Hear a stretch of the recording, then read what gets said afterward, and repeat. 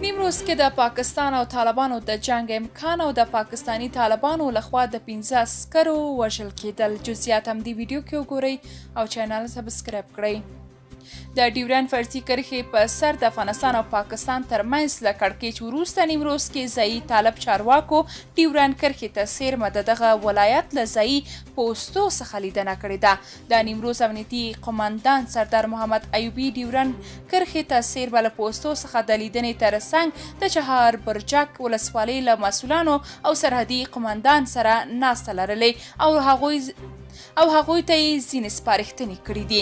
د رارسېدلو معلوماتو له مخې نیمروز کې ډیورنډ کرښې ته څیرمه طالب ځواکونه د ارسۍ حالت نیولی دی.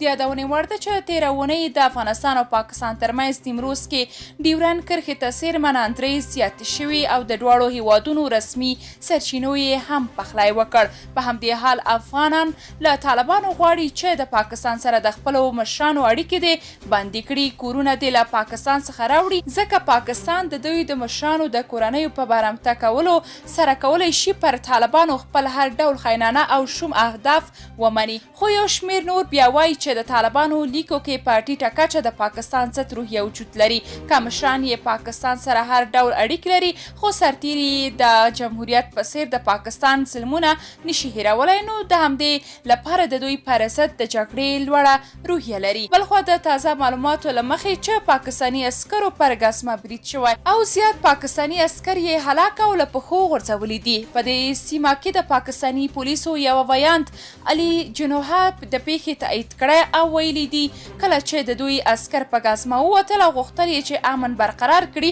خو خپله د ناامنۍ ښکار شوي. د هغه په وینا لومړی دوی په توغندي او له پښو غورځول شوي او بیا پرې د ډزو باران شوی دی چې د ډیره اسماعیل خان د تحصیل کلاچه د پاکستانی عسکرو د هلاکېدو شاهده وه.